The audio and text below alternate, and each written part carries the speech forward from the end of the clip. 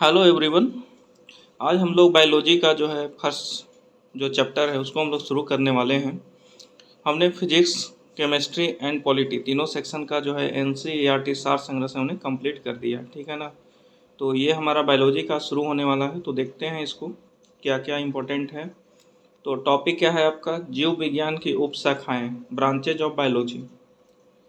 तो पहला है आपका विटिकल्चर के द्वारा क्या उत्पादित होता है। विटिकल्चर के द्वारा क्या उत्पादित होता है, तो अंगूर, ठीक है ना। विटिकल्चर के द्वारा क्या उत्पादित होता है, अंगूर। जेरोंटोलॉजी, जेरोंटोलॉजी के अंतर्गत वृद्धावस्था एवं आयु वृद्धि के प्रभाव का अध्ययन किया जाता है। जेरोंटोलॉजी के अंतर्गत वृद्धावस्था एवं आयु वृद्धि के प्रभाव का अध्ययन किया जाता है।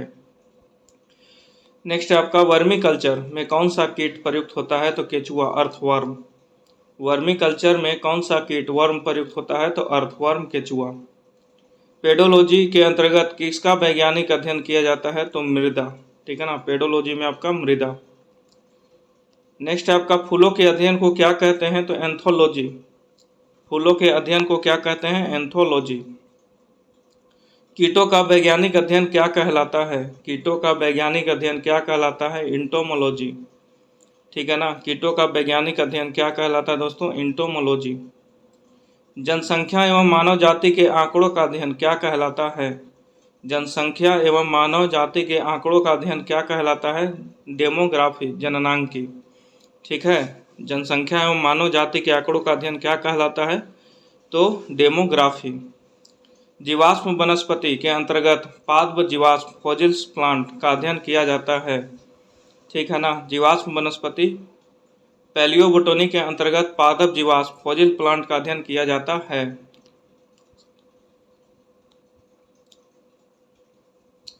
विभिन्न संस्कृतियों के वैज्ञानिक विवरण के तुलनात्मक अध्ययन को क्या कहा जाता है, तो आपका हो जाएगा ये एंथोलॉजी।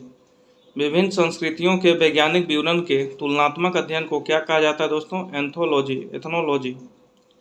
सब्जी का अध्ययन किस शाखा के अंतर्गत किया जाता है, सब्जी आपका हो जाता है ओलेरी कल्चर के अंतर्गत। सब्जी का अध्ययन किस शाखा के अंतर्गत किया जाता है, तो ओलेरी कल्चर। अस्थियों का अध्ययन विज्ञान की किस शाखा के अंतर्गत किया जाता है, तो ऑस्टियोलॉजी। अस्थियों का अध्ययन विज्ञान की किस शाखा के अंतर्गत किया जाता है, तो ऑस्टियोलॉजी। सर्पों का अध्ययन किस वैज्ञानिक शाखा के अंतर्गत किया जाता है, सर्प, तो सर्प हो जाएगा आपका सर्पेंटोलॉजी, सर्पेंटोलॉजी। नेक्स्ट आता है हाइड्रोफोनिक्स किससे संबंधित है, हाइड्रोफोनिक्स किससे संबंधित है, मृदा रहित पादप संवर्धन से, ठीक है ना। हाइड्रोफोनिक्स किससे संबंधित है, तो मृदा रहित पादप संवर्धन से। नेक्स्ट है जंतु विज्ञान जूलॉजी के अंतर्गत किन जंतुओं का अध्ययन किया जाता है, जंतु विज्ञान जूलॉजी के अंतर्गत किन जंतुओं का अध्ययन किया जाता है, जीवित व मृत दोनों प्रकार के जंतुओं का, जीवित व मृत दोनों प्रकार के जंतुओं का।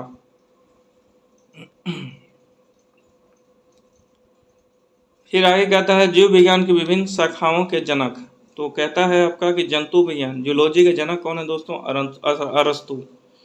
जूलॉजी का जो है आपका जनक कौन है, अरस्तु। बोटनी का थियोफ्रेस्टस, बोटनी का थियोफ्रेस्टस। माइक्रोबायोलॉजी सूक्ष्म विज्ञान, सूक्ष्म जीव विज्ञान का लुई पास्चर, लुई पास्चर।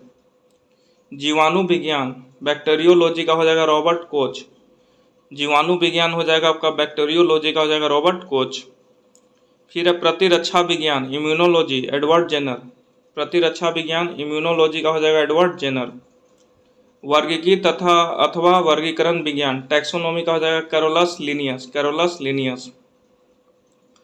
रुधिर परिसंचरण तंत्र, ब्लड सर्कुलेशन सिस्टम का हो जाएगा विलियम हार्वे, रुधिर परिसंचरण तंत्र, ब्लड सर्कुलेशन सिस्टम का हो जाएगा विलियम हार्वे।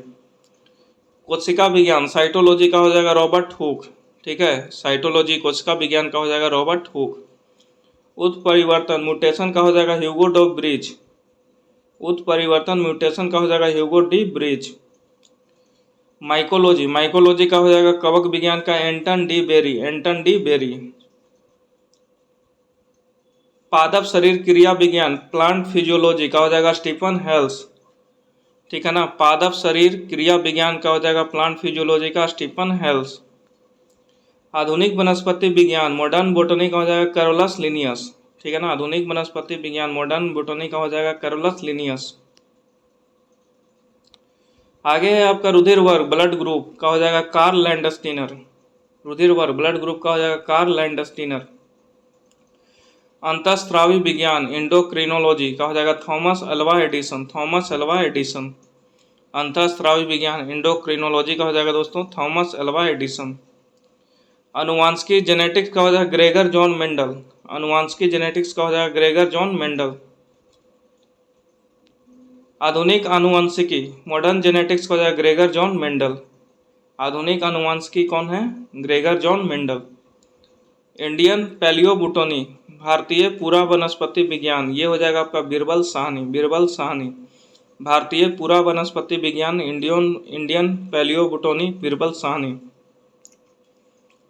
अनुवांशिक अभियांत्रिकी हो जाएगा जेनेटिक इंजीनियरिंग का पॉल बर्ग। अनुवांशिक अभियांत्रिकी जेनेटिक इंजीनियरिंग का हो जाएगा पॉल बर्ग। शैवाल विज्ञान साइकोलॉजी का हो जाएगा William Henry Harvey. William Henry Harvey. Next है आपका भारतीय शैवाल विज्ञान Indian psychology MOP Iyengar. MOP Iyengar. भारतीय पारिस्थितिकी का हो जाएगा आपका इंडियन इकोलॉजी का हो जाएगा रामदेव मिश्रा। रामदेव मिश्रा। औषधि विज्ञान हो जाएगा फार्मास्यूटिकल साइंस हिप्पोक्रेटस। ठीक है ना। औषधि विज्ञान फार्मास्यूटिकल साइंस का हो जाएगा हिप्पोक्रेटस। सूक्ष्मदर्शिकी माइक्रोस्कोपी का हो जाएगा एंटनी वान ल्यूवेनहॉक। माइक्रोस्कोपी सूक्ष्मदर्शिकी का हो जाएगा एंटनी वान ल्यूवेनहॉक। नेक्स्ट है आपका जीन चिकित्सा जीन थेरेपी का हो जाएगा एंडरसन। जीन थेरेपी का हो जाएगा एंडरसन। नेक्स्ट है आपका जंतु विज्ञान जीव विज्ञान की ही एक शाखा है। जंतु विज्ञान जो है ना जीव विज्ञान की ही एक शाखा है। अरस्तु को जंतु विज्ञान का जनक कहा जाता है। अरस्तु को जंतु विज्ञान का जनक कहा जाता है। नेक्स्ट है वनस्पति विज्ञान की प्रमुख शाखाएं। वनस्पति विज्ञान की प्रमुख शाखाएं इसमें कहता है घास विज्ञान एग्रोस्टोलॉजी, घासों का अध्ययन व पालन। ठीक है ना। घास विज्ञान एग्रोस्टोलॉजी का हो जाएगा घासों का अध्ययन व पालन। फिर है आपका एल्गोलॉजी शैवालों का अध्ययन। एल्गोलॉजी हो जाएगा शैवालों का अध्ययन। एनाटॉमी एनाटॉमी हो जाएगा आंतरिक संरचना का अध्ययन। ठीक है। एनाटॉमी हो जाएगा आंतरिक संरचना का अध्ययन। फिर आपका एंथोलॉजी पुष्पों का अध्ययन। एंथोलॉजी हो जाएगा पुष्पों का अध्ययन। एंथोलॉजी हो जाएगा पुष्पों का अध्ययन। नेक्स्ट आपका जीवाणु विज्ञान बैक्टीरियोलॉजी जीवाणुओं का अध्ययन। बैक्टीरियोलॉजी हो जाएगा जीवाणुओं का अध्ययन। ब्रायोलॉजी ब्रायोलॉजी हो जाएगा ब्रायोफाइटा का अध्ययन। ब्रायोलॉजी हो जाएगा ब्रायोफाइटा का अध्ययन। नेक्स्ट है आपका सेसिडोलॉजी कैसिडोलॉजी पादपों में रोगजन्य गांठों या पादप कैंसर का अध्ययन। पादपों में रोगजन्य गांठों या पादप कैंसर का अध्ययन। ठीक आता है डेंड्रोक्रोनोलॉजी ये होता है वृक्षों की आयु का अध्ययन। वृक्षों की आयु का अध्ययन। डेंड्रोक्रोनोलॉजी हो जाएगा आपका वृक्षों की आयु का अध्ययन। नेक्स्ट आपका डेंड्रोलॉजी ये है वृक्षों एवं झाड़ियों का अध्ययन। वृक्षों एवं झाड़ियों का अध्ययन। इकोलॉजी इकोलॉजी में क्या होता है कि आपका इन्वायरमेंट पौधों का वातावरण से संबंध का अध्ययन। पौधों का जो है ना वातावरण से संबंध का अध्ययन। इकोनॉमिक बॉटनी ये हो जाएगा आर्थिक महत्व के पौधों का अध्ययन। इकोनॉमिक बॉटनी क्या हो जाएगा आर्थिक महत्व के पौधों का अध्ययन। नेक्स्ट है इथनोबोटनी। इथनोबोटनी हो जाएगा आदिवासियों द्वारा पादपों के उपयोग का अध्ययन। ठीक है। इथनोबोटनी क्या हो जाएगा आदिवासियों द्वारा पादपों के उपयोग का अध्ययन।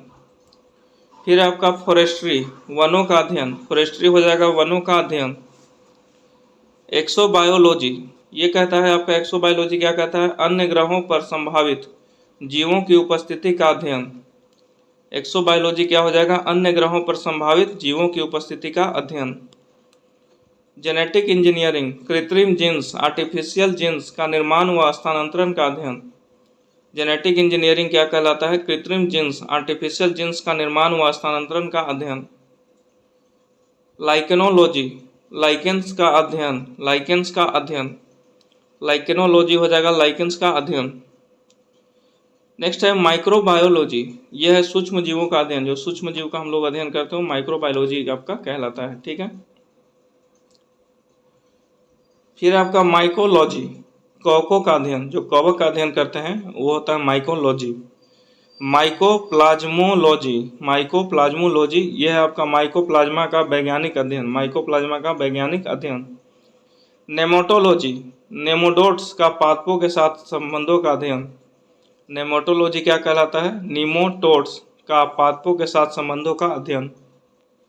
नेक्स्ट है आपका पेलियोबोटनी, पेलियोबोटनी कहता है पादप जीवाश्मों का अध्ययन, पेलियोबोटनी कहता है पादप जीवाश्मों का अध्ययन।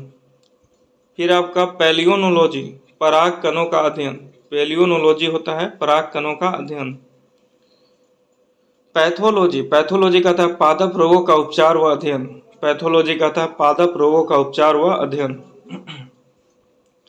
पैरासिटोलॉजी, ये कहता है पोषक तथा परजीवियों के संबंधों का अध्ययन, पोषक तथा परजीवियों के संबंधों का अध्ययन। फार्माकोलॉजी, ये होता है औषधीय पादपों का अध्ययन, औषधीय पादपों का अध्ययन। नेक्स्ट है फिजियोलॉजी, विभिन्न पादपों के जैविक क्रियाओं का अध्ययन, विभिन्न पादपों के जैविक क्रियाओं का अध्ययन।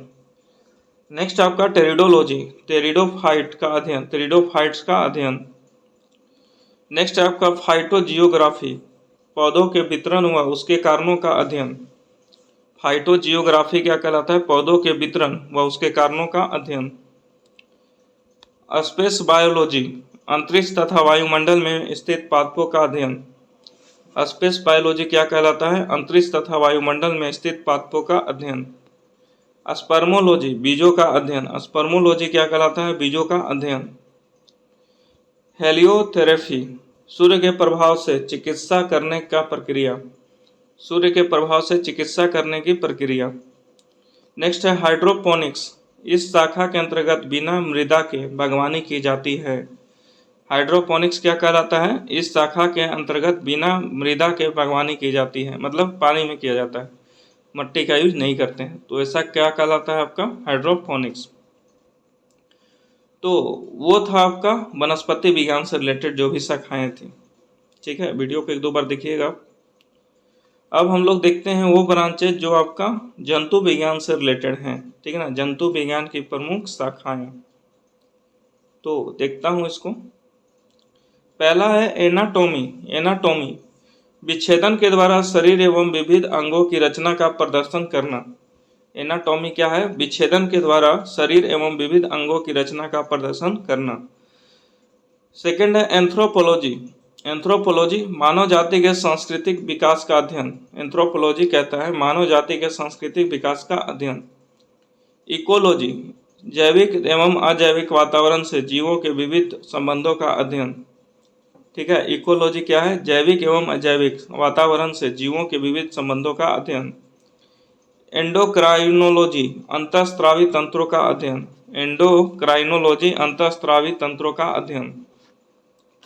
एम्ब्रायोलॉजी, भ्रूणीय संवर्धन का अध्ययन, एम्ब्रायोलॉजी क्या कराता है? भ्रूणीय संवर्धन का अध्ययन।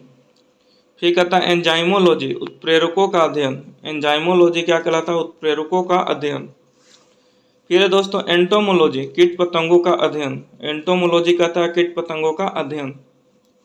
जेनेटिक्स, जीवों के आनुवांशिक लक्षण एवं इनकी वंशागति का अध्ययन, ठीक है ना। जेनेटिक्स कहता है जीवों के आनुवांशिक लक्षण एवं इनकी वंशागति का अध्ययन।